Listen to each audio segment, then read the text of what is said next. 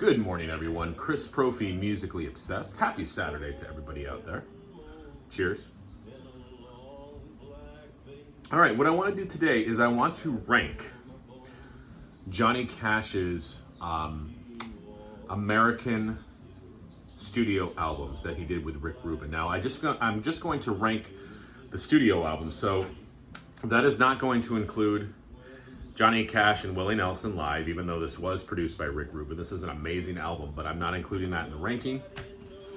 I'm also not including what we're listening to in the background, Johnny Cash Unchained, which was all of the unreleased stuff from the American recordings. This is an amazing album as well, but I'm not ranking this, okay? Just the proper studio albums that he did. Now, before I even start my ranking, I just want to say, first of all, I'm a huge Johnny Cash fan. I got a chance to see him live in Niagara Falls, probably, well, it was when I was in college. So I'm thinking it was like 95, 96. And it was an amazing concert. He was on this stage that actually spun. And in the background, he was showing movies of old trains and everything. It was just the coolest concert. June Carter played with him. His son was on stage with him. And it was an amazing, amazing show. I'm so thankful to have seen him. So that was amazing. I've just always loved Johnny Cash. If you guys watch my channel, I do a bunch of Johnny Cash covers on the guitar. He's just an amazing, amazing man. So let me tell you where he was in the 90s. His last album before he started working with Rick Rubin was an album called The Mystery of Life, and it came out in 1991. And by this point, nobody wanted anything to do with Johnny Cash. He couldn't even get arrested. He was just, so in a lot of people's eyes, I hate to use the term, but I think it was at this point, he was sort of a has-been by 1991. I think Johnny Cash had lost confidence in himself and his songwriting. And again, 1991, The Mystery of Life, it's not a bad album, but you can kind of tell he had run out of steam, okay? So in walks Rick Rubin, and basically saying, hey, I want to record you. I want to make some albums with you. And I think Johnny Cash was taken aback by it, because it's like, sort of like, hey, why do you want to work with me? You're this big shot, rap, heavy metal producer. What do you have to do with me? Like, sort of like a has-been old country singer, I think Rick Rubin saw something in Johnny. I think he realized that Johnny still had a lot of songs to sing and a lot of messages to put out to people, and he wasn't done yet. And basically what Rick Rubin did, and he just put a microphone in front of Johnny and said, play. Just play what you want to play. And Johnny Cash felt so much freedom from that. He had always wanted to do just an album with he and his guitar, just simple arrangements, songs that he liked, songs that he grew up with, songs he sang as a kid, songs his parents sang with him, songs he heard in church, songs from songwriters that he admired. So Rick Rubin put him into that situation, and he was able to bring out the old Johnny Cash. Johnny Cash suddenly had that magic again. He had that self-confidence. He was cool again. And it was cool to be a Johnny Cash fan. So, with that background, let me rank the studio albums. There are 6 of them, okay? And these are all CDs, so for our vinyl friends out there, I'm sorry, I do not have any Johnny Cash American recordings on vinyl. I do have some Johnny Cash vinyl, but none of these on vinyl. So, there's 6 of them, so I'm gonna rank them, start with my least favorite down to my favorite. Okay, so coming in at number 6 is actually his last album, Ain't No Grave. This came out in 2010, and this was released posthumously. And again, these are all amazing albums. But again, I am ranking them. Okay, so I'm going to highlight some tracks in here that I really like. I love the song Ain't No Grave. He does Sheryl Crow's Redemption Day, which is amazing. He does a version of Chris Christopherson's For the Good Times, which is great. There's a Johnny Cash original on here called 1 Corinthians 15:55, which is amazing.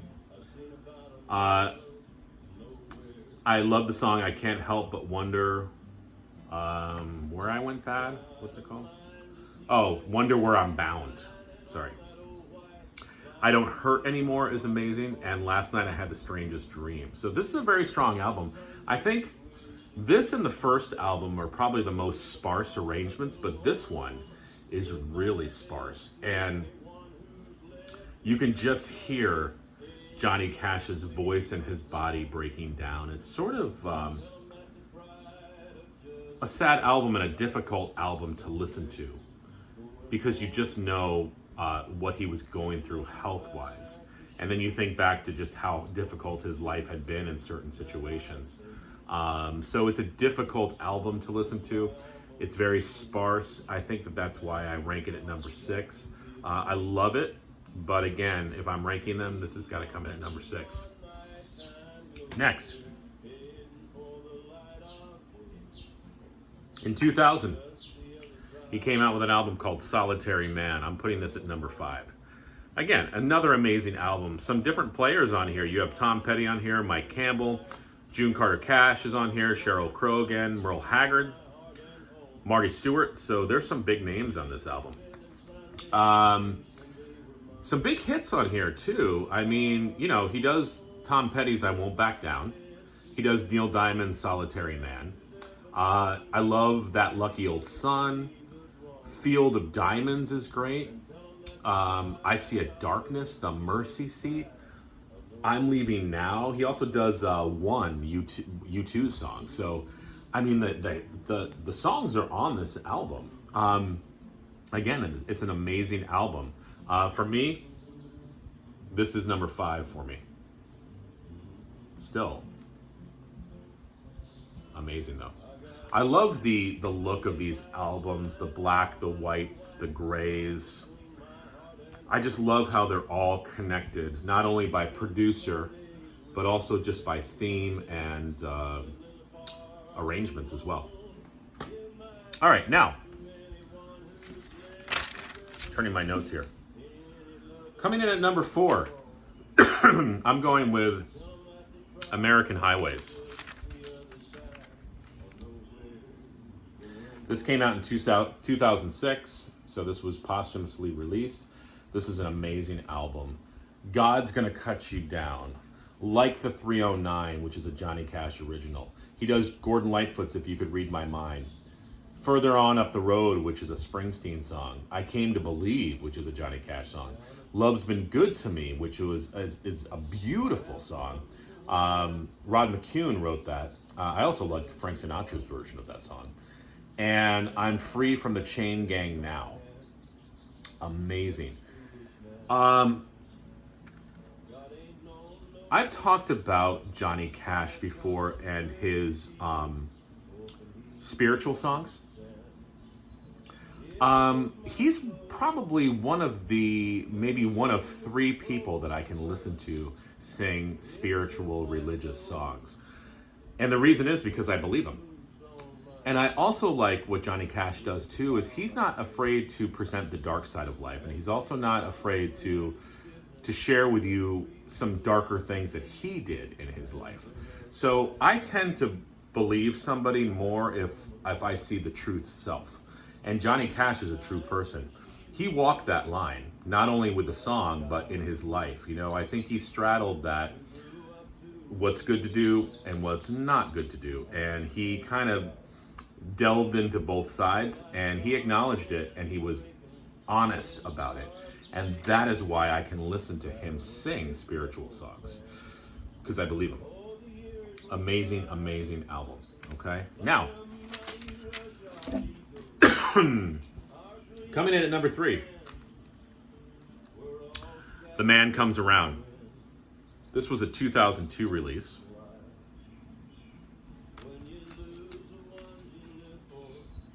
Okay. I mean, it's hard to come up with words to describe greatness. It really is. I mean, The Man Comes Around. Amazing. The song Hurt I mean, we all know that song, 9 Inch Nails, but Johnny Cash made it his own. And the video for Hurt, where he's showing the House of Cash, his original like theme store, with all the memorabilia and basically the building falling apart, and he's walking through and filming it. It's so moving. Gonna Give My Love to Rose. He does a version of Bridge Over Troubled Water. First Time I Ever Saw Your Face. He does Depeche Mode, Personal Jesus. Sam Hall, Danny Boy, Desperado, I'm So Lonesome I Could Cry, Tear Stained Letter, Streets of Laredo, We'll Meet Again. This album is just amazing. And a lot of people point to that song Hurt, and I do too. I mean, it's a very powerful, emotional song. And I think when Johnny sang it and recorded it, it fit him at that point. It was almost like he wrote it. It's just an amazing song. And I think that was one of the great things that Rick Rubin was able to do. He was able to pick and choose songs that fit Johnny Cash. Now, it didn't always work, but for the most part, Rick Rubin was able to sort of pair songs that matched Johnny Cash's personality, his vocal style, and his delivery. And Hurt was just amazing and is amazing. It's still emotional. It's probably one of those songs that will go down as a standard and probably never grow old. It's just an amazing song. I'm also noticing, I love how they just write Cash. That's so cool. I used to have a Johnny Cash t-shirt. I don't know what the heck happened to it. It said Cash, and it was the American Recordings, the first album. What the heck happened to this? It's probably in a box somewhere. All right, now we get into the top 2 albums. All right, coming in at number 2, Unchained. And what was the year of this? The Year of the Dragon? 1994.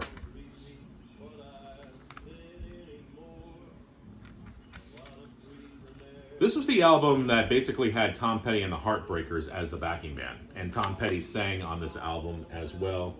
Mick Fleetwood was on this album. Flea played on this album. Marty Stewart was on here as well. I mean, this is basically... This is like the perfect album. I mean, he does Beck's Rowboat on here. He does a great version of Sea of Heartbreak. Rusty Cage, that was a Soundgarden song. You never thought you'd hear Johnny Cash sing a Soundgarden tune, but it sounds amazing. Country Boy, Kneeling Drunkard's Plea. He does a version of Tom Petty's Southern Accents on here. There are a couple of Johnny Cash tunes, Mean-Eyed Cat and Meet Me in Heaven. I love the song I Never Picked Cotton. And probably a top 5 Johnny Cash song for me is the song Unchained, the title song on this. If you've never heard that song before, go out and listen to it. That song is amazing. The message of that song, oh my God. And I've Been Everywhere. I had never heard that song before this album. I know it's a very popular song and a lot of people have covered it, but I had never heard it before. It's amazing. That's another highlight of this album. So this is pretty much a perfect album. What was cool about this album, this was the second release, and it was so different than the first release. The first release was sparse in instrumentation, and I think Rick Rubin wanted to do something a little different, so he brought in Tom Petty's band, the Heartbreakers, and they're basically the backing band for this album. It's a little bit more rocking, it's upbeat, Johnny's in great voice. It's a total difference from the first one, but I think that's what made it great. And look at that cover on there. Oh my God, Johnny looking awesome. So this is number 2 for me. So that means the first American Recordings album is number 1 for me. I was looking for a date. 1994. This was not the album that got me into Johnny Cash. I've told this story before, and I apologize. This video is kind of long, and I'm rambling, but you know what? I like Johnny Cash, so I don't care. The album that got me into Johnny Cash was the album Hello, I'm Johnny Cash. And I don't know if I told you guys, but when I was in college, I was in a chamber vocal group, and we toured Germany, Bamberg, Germany. And I stayed with a German family, and at night I'd come back and he'd pull out his records, the guy that I was staying with.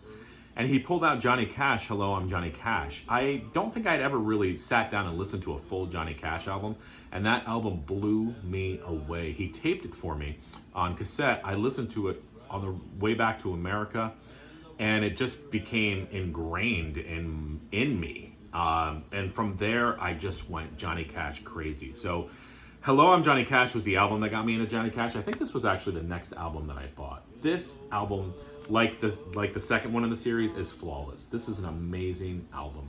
I'm picking this as number one for me because this has my favorite songs that I still sing and play on guitar, actually. Delia's Gone. I mean, again, here's Johnny Cash, who's very religious. He's singing a song about killing a woman you love. I love that. Not killing somebody, but I just love the fact that he's able to kind of go back and forth between those two elements. Let the Train Blow the Whistle. Oh my God, that song is amazing. The Beast in Me. Oh my God, let me talk about that song. I identify with that song. That's probably Johnny Cash in a nutshell. He basically is saying that, listen, I have this darkness inside of me, this beast, and I just want to warn you, it's going to come out every once in a while. I acknowledge that. I know it's inside of me. I try to keep it down.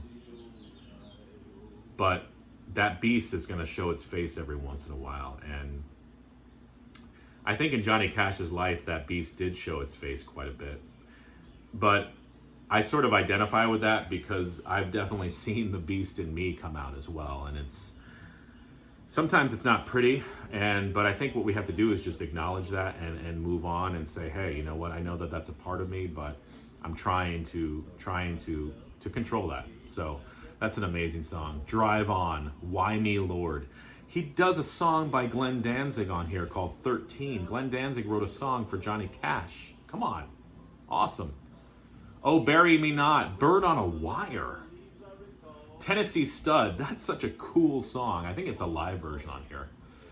Down There by the Train, Redemption, Like a Soldier, oh my God. And The Man Who Couldn't Cry. This album is flawless. It's my number one Johnny Cash album out of the American Recording Series. It'll always be the number one for me out of the American Recording Series. So cool. And I don't know if you guys know, some of these albums, I talked about the packaging, but this had some handwritten notes by Johnny in the CD release, which is pretty cool. So yeah, I mean, if you've never, I think most of us have heard the song Hurt, Johnny Cash's version. And I think for a lot of us, that might be maybe the only Johnny Cash, Rick Rubin produced song we've listened to. If you've never really given these albums a chance, I definitely would. They're just classics. I think they're going to go down as classics. Bottom line. So that's my ranking. So let me go through again here real quick. Number 6, Ain't No Grave.